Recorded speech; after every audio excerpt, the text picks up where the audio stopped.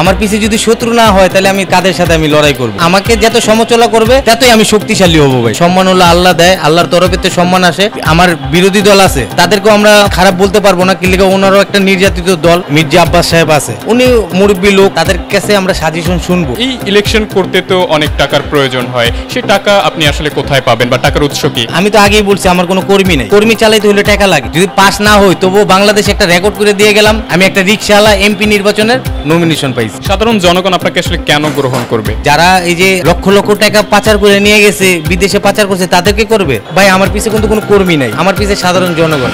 জুলাই আন্দোলনের সময় একজন রিক্সা চালকের একটি ছবি বেশ জনপ্রিয়তার শীর্ষে ছিল। ছবিটি দেখে অনেকে অনুপ্রাণিত হয়েছিলেন ওই সময় নতুন উদ্যমে।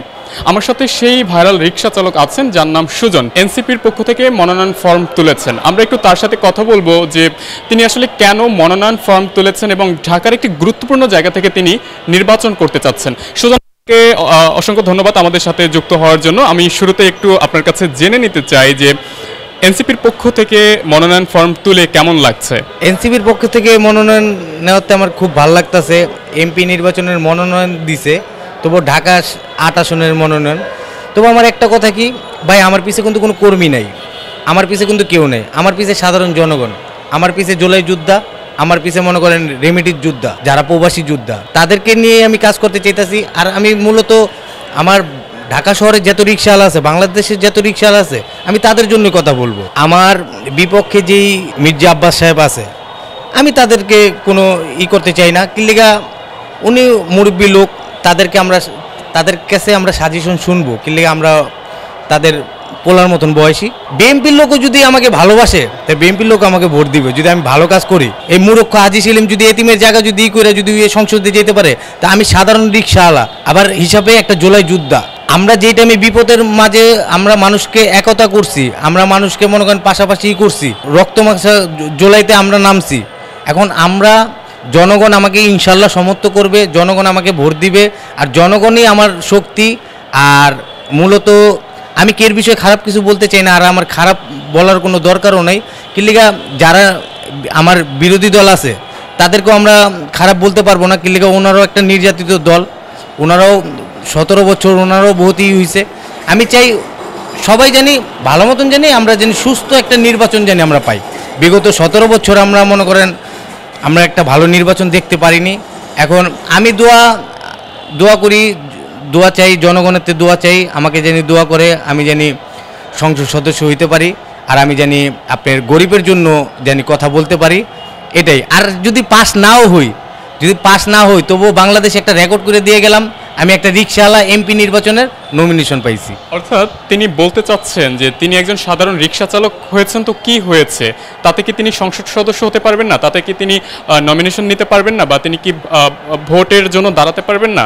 অর্থাৎ তিনি সাধারণ হন কিংবা অসাধারণ, তিনি মনে করছেন যে তিনি যোগ্য প্রার্থী, এজন্য তিনি নমিনেশন ফর্ম গ্রহণ করেছেন, সামনে ইলেকশন করবেন। কিন্তু আমার একটি জানার বিষয়, এই ইলেকশন করতে তো অনেক টাকার প্রয়োজন হয়, সেই টাকা আপনি আসলে কোথায় পাবেন বা টাকার উৎস কি? না, আমি তো কোনো টাকার জন্য, আমি তো আগেই বলছি আমার কোনো কর্মী নেই, কর্মী চালাইতে হলে টাকা লাগে। এটা সাধারণ জনগণই আমাকে মনে করেন করবে, আমি সাধারণ জনগণের চাই।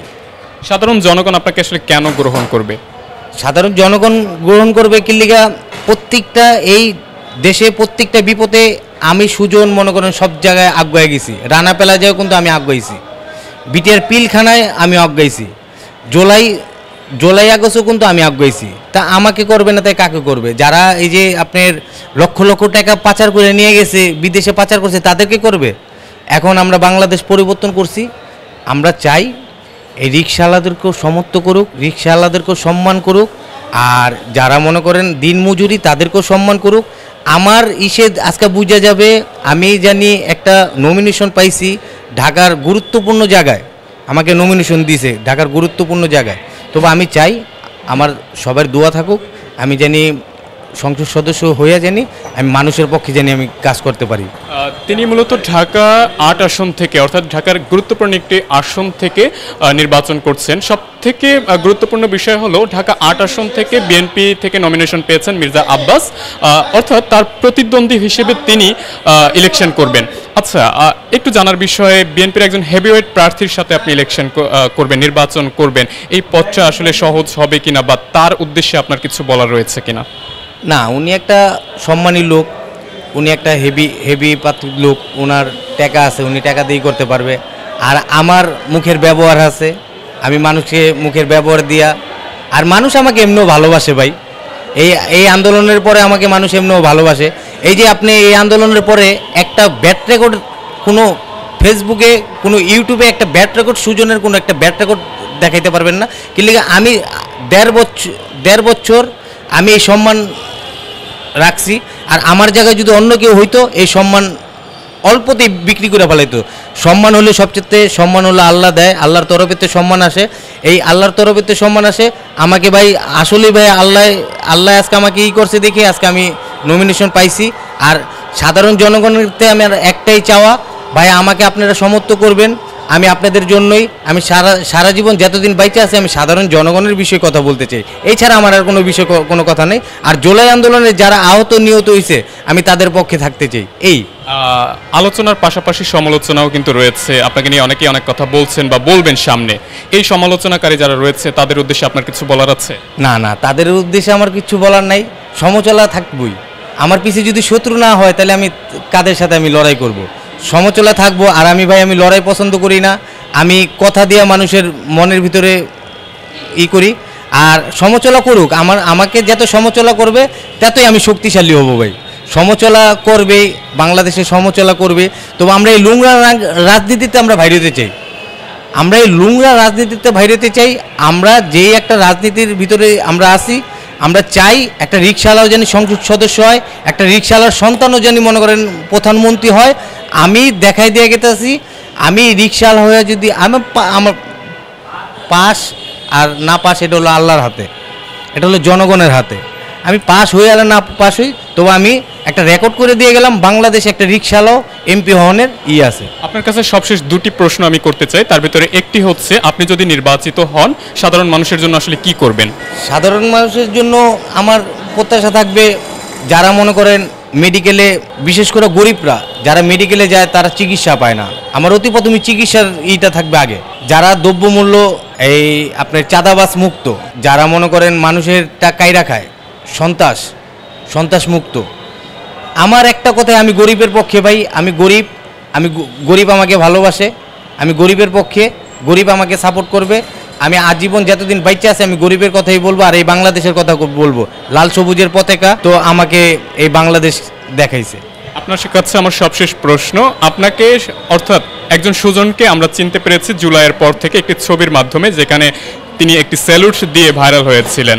সেই ফেস ভ্যালুটাকে মানে আপনার সেই যে মানুষ চিনেছে সেই জায়গাটাকে কেন্দ্র করেই, অর্থাৎ সেইটার পরিবর্তে কি আপনি আসলে বা কাজে লাগিয়ে, মানে আপনাকে যে মানুষ চেনে সেটা কাজে লাগিয়ে কি আপনি আসলে নির্বাচনটা করছেন? না, সেটা কাজে লাগে আমি নির্বাচন করছি না।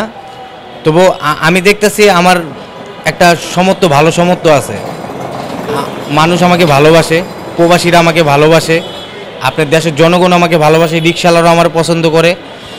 এখন আমি করলাম জুলাই আন্দোলনে, জুলাই যুদ্ধ হলাম, এখন আমি বললাম সরকারের তো বললাম আমাকে এটা দিতে হবে ওটা দিতে হবে, এটা তো চাওয়া না। এটা আমার দেশের যে সময় বিপদ আছে, দেশের বিপদের টাইমে আমি নামছি। এখন আমার দেশে আমিও তো একটা সাধারণ জনগণ, আমারও তো অধিকার আছে, আমি নির্বাচনে দাঁড়ানোর আমারও তো একটা অধিকার আছে। এখন ভাই আমি দাঁড়াইছি, আমার ভিতরে কের লগে কোনো নাই, আমার ভিতরে একটাই, আমাদের জুলাই যারা মনে করেন আহত নিহত করছে, যারা মনে করেন এই বাংলাদেশেরতে মনে করেন লক্ষ লক্ষ কোটি টাকা পাচার করছে, আর এই বাংলাদেশেরতে মনে করেন আমাদের বাংলাদেশের মানুষরা যারা খুন কইরা এক দেশেরতে আছে, আমরা তাদের ফাঁসি চাই। এই সবশেষে সেই সাধারণ মানুষদের উদ্দেশ্যে আপনি আপনার সেই স্যালুটটা আরেকবার দিবেন কিনা? অর্থাৎ এই স্যালুটের মাধ্যমে আমরা একজন সুজনকে পেয়েছিলাম এবং তাকে চিনতে পেরেছিলাম, এবং সবশেষ আজকে সুজন এনসিপির পক্ষ থেকে মনোনয়ন ফর্ম তুলেছেন ঢাকা ৮ আসন থেকে, অর্থাৎ সামনের যে ইলেকশন আসছে সেই ইলেকশনে তিনি প্রতিদ্বন্দ্বিতা করবেন বিএনপির হেভিওয়েট প্রার্থী মির্জা আব্বাসের সাথে, অর্থাৎ তিনি ইলেকশন করছেন এই আগামী সংসদ নির্বাচনে।